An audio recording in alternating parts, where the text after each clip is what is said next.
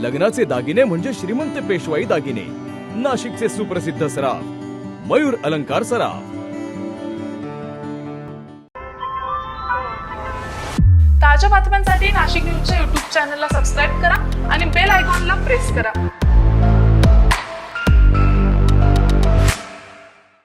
सदनिका प्रकरणात माजी मंत्री माणिकराव कोकाटे आज थेट रुग्णालयातून नाशिक जिल्हा सत्र न्यायालयात दाखल झाले। जामीन अर्जावर सही करण्यासाठी त्यांची न्यायालयात आज उपस्थिती होती। या प्रकरणात सत्र न्यायालयाने शिक्षा कायम ठेवली होती, तर सर्वोच्च न्यायालयाने शिक्षेला स्थगितीही दिली होती। दरम्यान रुग्णालयातून बाहेर आल्यानंतर त्यांनी माध्यमांना प्रतिक्रिया दिली। काय बोलायचे ते माझ्या वकिलाशी बोला। पण आता तुम्हाला जामीन मिळालेला आहे, तुम्ही आता याच्यातून पण आलाय, रुग्णालयातून पण बाहेर आलाय, अरे मला आराम तर करू द्या।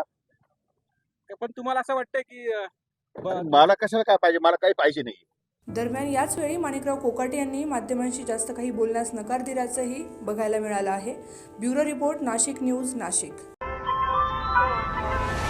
ताज्या बातम्यांसाठी नाशिक न्यूजच्या YouTube चॅनलला सबस्क्राईब करा आणि बेल आयकॉनला प्रेस करा।